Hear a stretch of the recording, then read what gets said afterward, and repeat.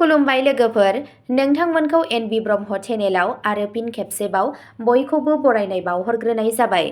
आं दिनै नोंथांमोननि सिगाङाव आरोबाव माखासे सानसेयारि खौरां लानानै फैबावलायबाय। आसा खालामो नोंथांमोनहा खौरांखौ खोनासंनानै मोजां मोनगोन आरो जोबजासे नायलांगोन।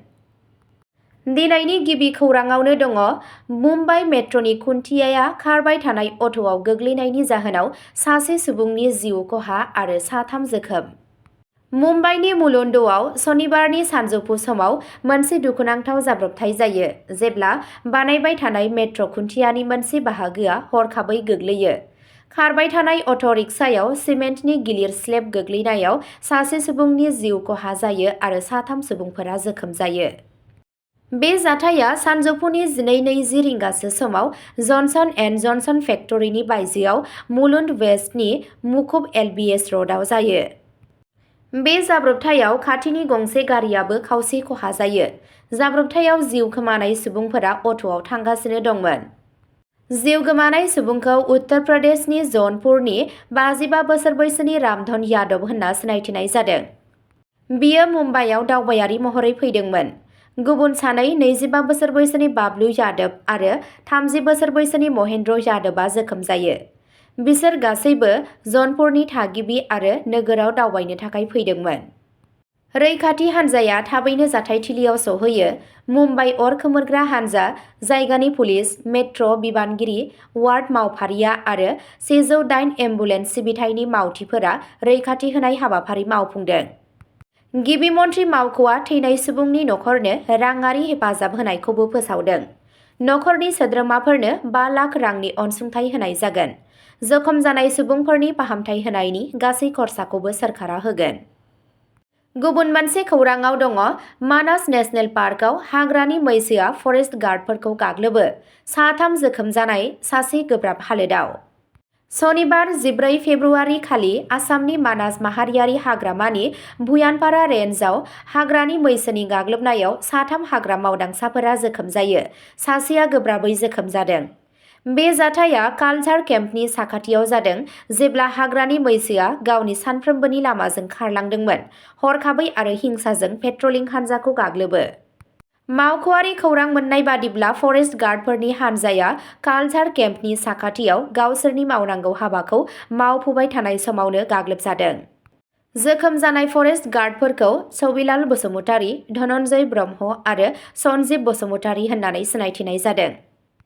जोखोम जानाय साथाम सुबुंफोरनि गेजेराव सबिलाल बसुमतारीनि हालोदा गोब्राब हालोदाव दं आरो बिथांखौ बरपेटानि फखरुद्दिन आली आहमेद मेडिकेल कलेजनि आइसिइउआव लांनाय जादों।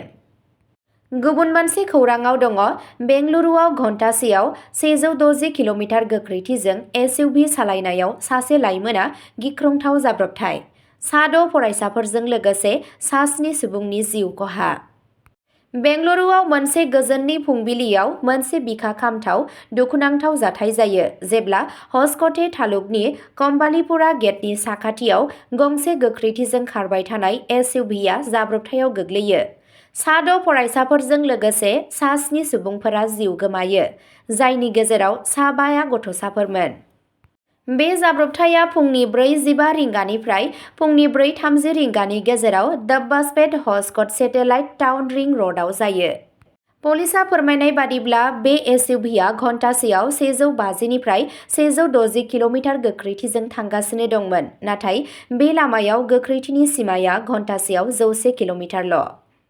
मावख'गिरिफोरा फोरमायनाय बादिब्ला एसइउभिआ गिबियावनो 26 बोसोर बैसोनि गगन मुंनि बाइकखौ सौग्रावो। सौग्रावनाया ओरैबायदि गोब्राबमोन दि बियो बाराव गारहरजादोंमोन आरो लोगो लोगो थैयो।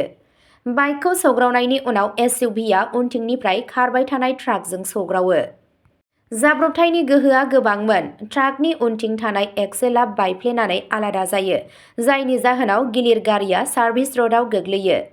बेनि उनाव एसइउभिआ थाथ'नायनि सिगां 150 मिटारसो जानथायाव मोनसे क्रेश बेरियारजों खारलाङो।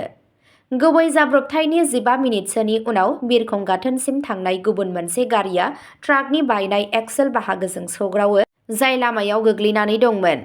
बे गारियाव थानाय 2 सुबुङा एसे जोखोम जायो। गुबुन मोनसे खौराङाव दङ बेंगलाव बिएलअ'जों लोगोसे 2 सुबुंखौ बुथारनायनि दायाव खायो। सोनाब बंगनि नर्थ 24 परगना जिल्लानि बादुरिया ओनसोलाव शुक्रबारखालि जुलि लायै सोमोन्दोआव सासे सुबुंखौ बुथारनायनि दायाव बुथ लेभेल अफिसार BLOजों लोगोसे सानै सुबुंखौ खायो। दायनिगिरि BLO रिजवान हसन मण्डल आरो बिनि लोगो सागर गायेनखौ बसिरहाट बिजिरसालियाव गथायनानै आरोबाव नायबिजिरनो थाखाय पुलिसनि आवथायाव दैथायहरनाय जायो। पुलिसआ फोरमायनाय बादिब्ला थैनाय नासिर आलीआ 9 फेब्रुआरिनिफ्राय गोमानानै दंमोन। बिथांनि नखरनि सोद्रोमाफोरा जायगानि बदौरिया पुलिस थानायाव अजद होदों। बिथांनि नखरनि सुबुंफोरा बेखौबो दाबि खालामदों दि दायनिगिरिया गावखौनो इलेक्टरेल रेजिस्ट्रेशन अफिसार ERO महरै सिनायथि होनानै 9 फेब्रुआरि खालि नासिरखौ फन खालामनानै गावनि बिमानि आधार कार्डनि फट'कपि होनो खावलायदोंमोन। फन मोननायनि उनावनो नासिरआ गावनि साखा खबनै गारियाव गाखोनानै फन खालामग्रानो बिमानि आधार कार्डनि फट'कपि होनो न'निफ्राय ओंखारलाङो। उनाव नासिरआ न'आव फैफिनाखै आरो 9 फेब्रुआरिनि मोनाबिलियाव मबाइल फनाबो नाङाखैमोन। नासिरनि नखरनि मोनसे अजदनि उनाव पुलिसआ नायबिजिरनायखौ जागायो आरो 10 फेब्रुआरि खालि लामा सेरनि मोनसे नालायाव बिनि जुथाखौ मोनो। बिथांनि मटर साइकेलखौबो केनालनि रुगुङाव गोग्लैना थानाय नुनो मोनो। ओनसोलनि जायगानि सुबुंफोरा पुलिसनो नासिरखौ नागिरनांगौ होनना दाबि खालामनानै धर्ना होयो। गोबां सोंनाय फिननायनि उनाव दायनिगिरि BLO रिजवान आरो सागर सानैबो जाथायनि सोमोन्दै नायबिजिरगिरि पुलिस अफिसारनि सिगाङाव सिमान जायो। पुलिसआ गावसोरनि नायबिजिरनायखौ गोख्रों खालामदों आरो गुबुन गुबुन जाम्फै आरो बांलादेशनि सिमाजों नांजाबनाय इसामती दैमायाव नागिरनायनि हाबाफारि लादों। जोमनायाव 30 बोसोर बैसोनि नासिरनि थुख्रा थुख्रा देहानि अंगफोरखौ खाथिनि मोनसे केनालाव आलादा आलादा पेकेटआव मोननाय जादों। गिबि नायबिजिरनायाव मिथिनो मोननाय जादों दि रिजवानआ आलीनि बिसिजों जुलि जायै सोमोन्दो दंमोन। गुबुन मोनसे खौराङाव दङ दरं बिजिरसालिया POCSO केसआव शफिकुल इस्लामखौ 20 बोसोरनि साजा होयो। गथ'साफोरखौ आथोनारि दायनिफ्राय रैखाथि होनो थाखाय मोनसे थिरांथायाव दरंनि उफ्रा सेसन बिजिरगिरि काम स्पेसियेल बिजिरगिरि डिम्पल बर'आ 27 बोसोर बैसोनि शफिकुल इस्लामखौ POCSO केस नं 31/2020 आरो कारुपटिया पुलिस थानानि केस नं 184/2019 नि सायाव आथोनारि दायनिफ्राय गथ'साफोरनि रैखाथि POCSO एक्ट 2012 नि सिङाव दायनिगिरि खालामो। बे केसआ 2018 मायथाइयाव सासे 15 बोसोर बैसोनि हिन्जावसाखौ आथोनारि गाग्लोबनायजों लोब्बा दं। बे दायआ मोनसे लांदां खथायाव जादोंमोन जायनि जाहोनाव बोलि जानांनाय सुबुङा गोर्बोआव दंमोन। उनाव हिन्जावसाया सासे फिसाजोखौ जोनोम होदों, जाय बोसोरनैसो बैसोनि, जेब्ला बियो बिजिरसालियाव फोरमान होदोंमोन। मोजाङै बिजिरनायनि उनाव दायनिगिरिखौ सासे उन्दै गथ'साखौ आथोनारि गाग्लोबनायनि दायाव हमनाय जायो। दायनिगिरि जानायनि उनाव बिजिरसालिया बिखौ 20 बोसोरनि गोख्रों जोबथेसालिनि साजा होयो आरो 20,000 रां जरिमाना होनायजों लोगोसे जरिमाना होआब्ला 6 दाननि गोब्राब जोबथेसालियाव थानांगौ। गुबुन मोनसे खौराङाव दङ खैला खनियाव बेरफ्रुनायाव थैनाय नखरनि सुबुंफोरा जोबथा बिदाय होदोंमोन। खामानि मावग्राया गोथाङै न'आव फैफिननायसै। 5 फेब्रुआरि खालि मेघालयनि सानजा जयन्तिया हिल्सआव मोनसे आयेन बेरेखा खैला खनियाव मोनसे गिदिर बेरफ्रुनाय जाथाय जादोंमोन। बे जाथायाव सा 31 सुबुंनि जिउ खहा जायो। गोथै सहफोरखौ सिनायथिनानै नखरनो गथायना होनाय जायो। बेबादिनो सासे मावदांसानि नखरा बिनि गोथै सहखौ सावदोंमोन, नाथाय साननैसोनि उनावनो बियो गोथाङै न'आव फैफिननायसै। बिखौ गोथाङै नुनानै नखरनि सुबुंफोराबो फोथायनो हायाखैमोन।